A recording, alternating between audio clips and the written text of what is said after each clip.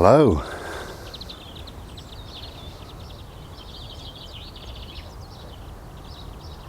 Come on then, lazy boy. Come on. Good boy. Hello.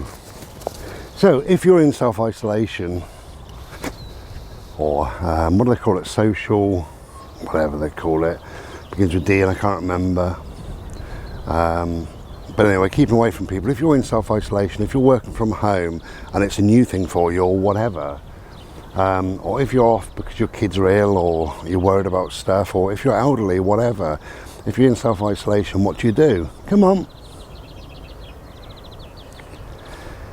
So I just thought I'll probably make a two-part thing, so this might be part one, we'll see. But what to do if you are in self-isolation, just various things, what can you do? I would suggest going through all your kitchen cupboards, having a look at all your tins, your packets, your jars, your bottles, whatever. Go through the fridge, go through the freezer, anything out of date, sling. Take your time in the kitchen and sort out and tidy around. Take you an hour or two, I expect, out of your day. I think an important thing to do is to make a couple of phone calls. And if you're self-isolating for a fortnight or for a couple of months, 4 months, whatever it may be, do that every day. Choose a couple of times in your day, maybe 10 o'clock in the morning and 5 o'clock at night or whatever. Come on. And just phone friends or family or work colleagues, people that you know, whatever. Maybe neighbours or somebody you haven't heard from for a while. And do that every day, different person every day. Make a couple of phone calls per day. Also think about who might be on their own, who might be lonely.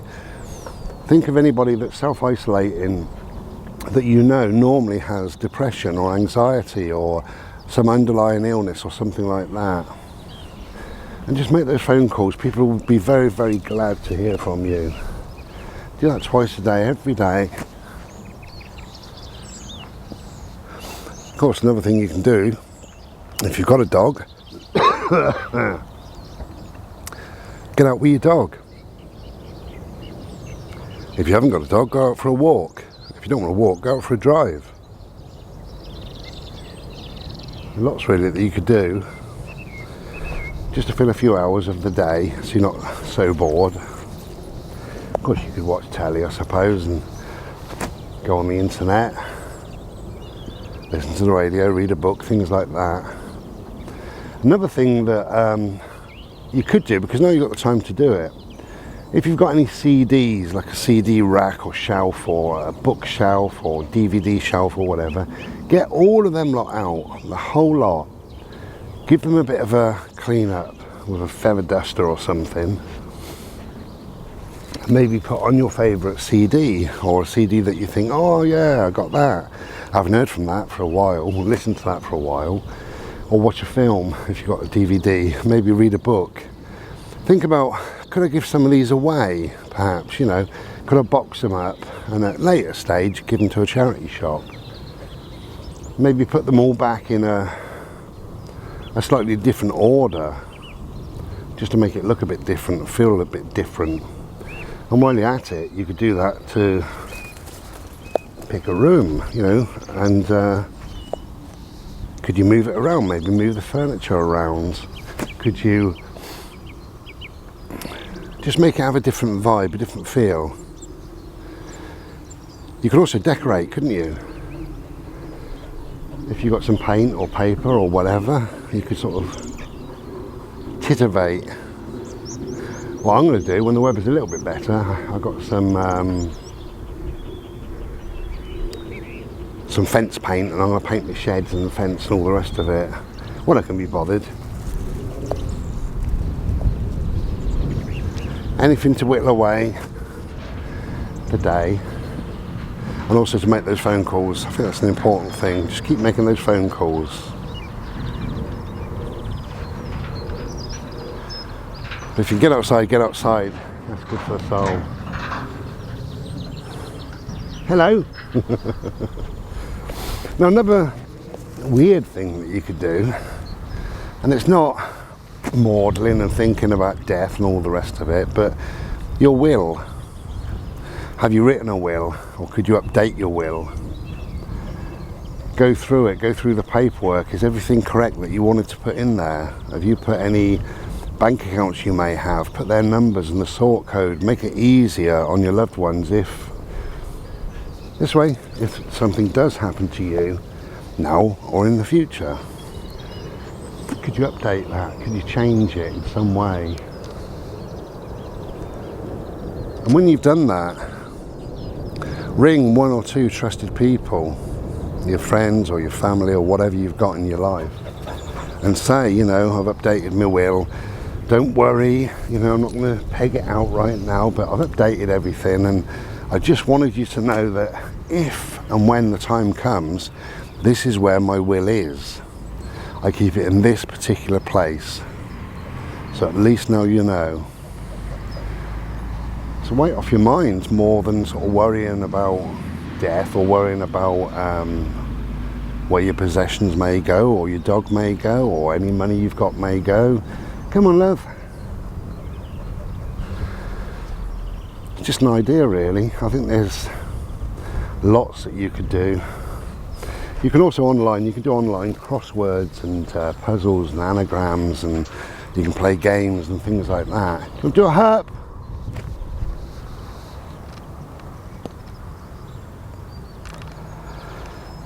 Oh dear. Funny old situation, really. Partly I'm making this. One of my friends, Danny Hilton, he's a driver, lorry driver, and he said he's never ever known the road so quiet. It's like driving on a Christmas day today. Incredible, really. So many people are now self-isolating, and I just thought, do people know what to do? Do people just sit and look out the window and think I'm bloody bored? Quite possibly. But at the end of the day, if you make those couple of phone calls and you have something to do every day, you know, sort the kitchen today and go through the lounge tomorrow, through those CDs and books and things, maybe the following day give the bathroom a deep clean, a real good deep clean. Go through things like airing cupboards or cupboards with towels in and think, do I want this towel anymore? How many towels have I got, you know? You could also plan ahead for your food and things like that, to have that delivered. At the moment, most shops are so busy with deliveries that you've got like a 4-week wait. But that's fine. You can think in 4 weeks' time, what am I likely to run out of food-wise? What do I need? Start compiling a list. And in a day or two, order it for 4 weeks' time, so that you haven't got to go out and you know that that food will be delivered. It's right.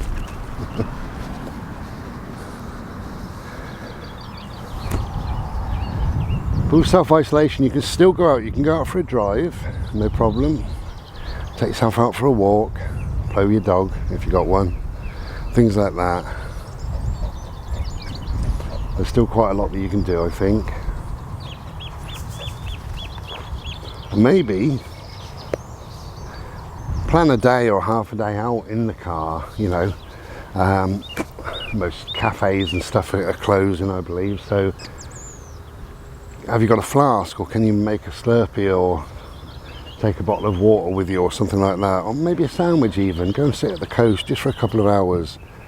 Take a pen and piece of paper while you're there, write a poem, write a letter to somebody to be posted if and when. Are you ready?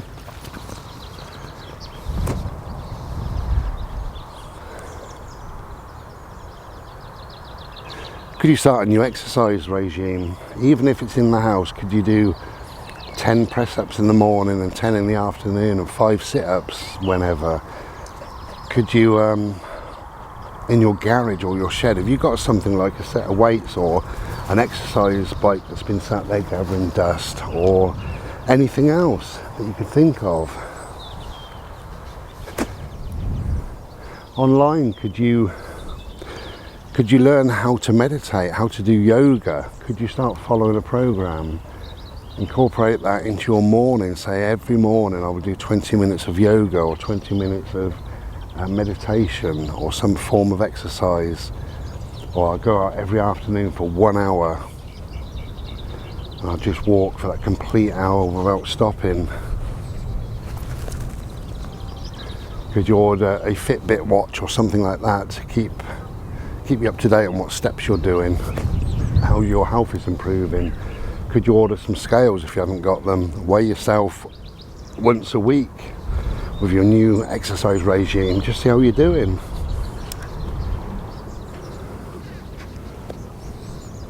Ready? Go!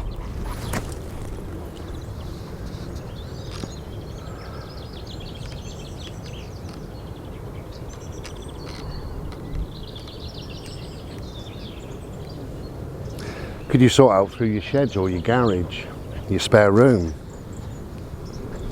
your bedroom? Could you go through all of your clothing, every single cupboard and drawer?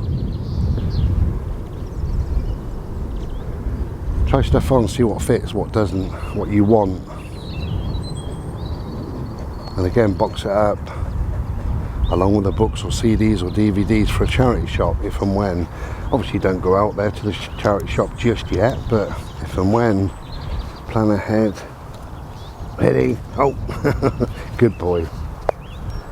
Look at this boy, he loves this, you know.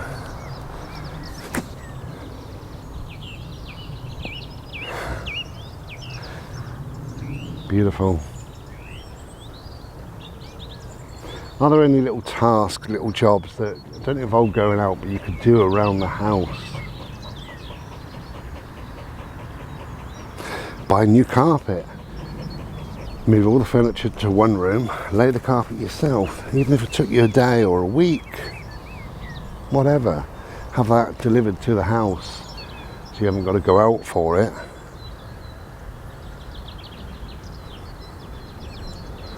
Take everything out the fridge, give that a good clean before you put everything back in. Could you defrost the freezer maybe? Other little jobs that you've been meaning to do, it's about time you've done them. Perhaps do that. But self-isolation doesn't mean remaining silent indoors. Can do if that's what you want, that's cool. You can read a book, have a bath, go and have a nap. It doesn't have to mean that. You can phone people, you can contact people on various different messaging ways and what have you, and just make sure that everybody else is doing okay. It's always nice to hear from people regardless.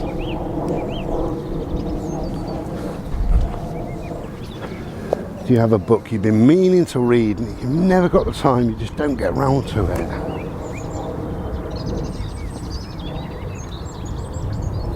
Read that book, now's the time. Have you got a Kindle that you don't ever use? Start using it. Factor that into your day, an hour every afternoon. I will now read every afternoon from 2 o'clock to 3 o'clock, whatever. Ready? Do you want to go again? We do a hat.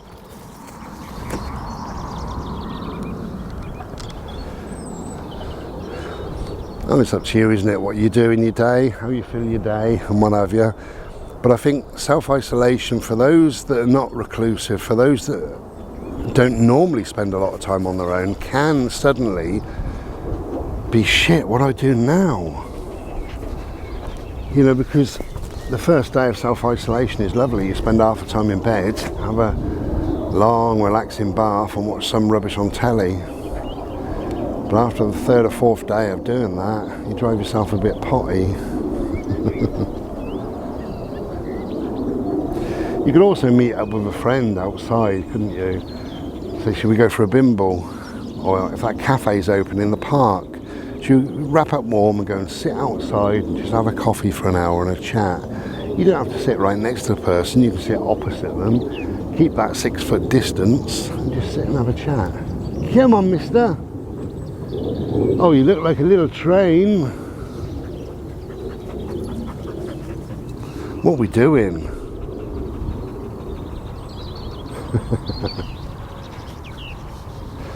Yeah, it doesn't have to be daunting, self-isolation.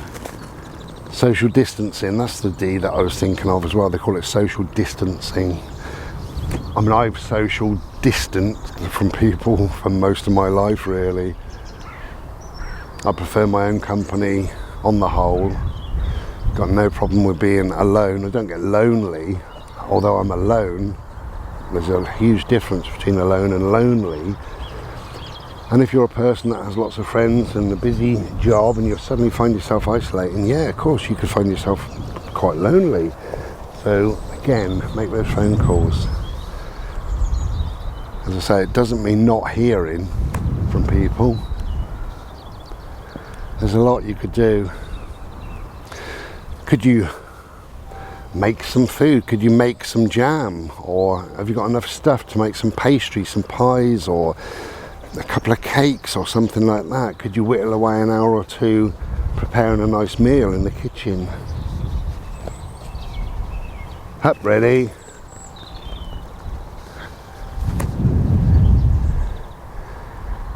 If the weather turns out okay, could you do some gardening? Is there some tree limbs that need sort of clipping back or something like that? Or you could do what I'm going to be doing, painting your fence. Ready? Could you go into the bathroom, rearrange that pile of toilet rolls?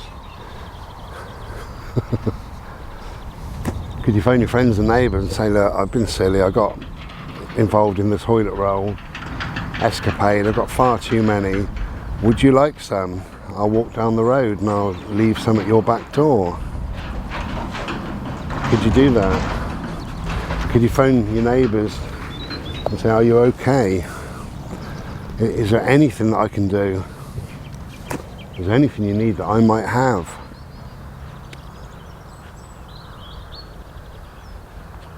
Could you learn a craft from eBay? Learn how to knit or sew. I will be doing some art as usual, so have you got any pens or paints or colours or anything? Could you do something like that? Would you want to? Give it a go. Okay, I think that's the end for part one. There's so much I think that you can do. But whatever you do, stay in contact with other people, because self-isolation doesn't mean that. It doesn't mean complete isolation from the world. And if you can get outside, that's the most important thing. If you can get outside, get outside. Take your dog or yourself out for a little bimble. Do that every single day. You don't have to go with anybody else. You don't have to touch anything. You can wear gloves if you want, or surgical mask if that's your thing. Get outside. Okay, getting cold now. Back home for a Slurpee. Take care everybody, and be well. Ta-ra.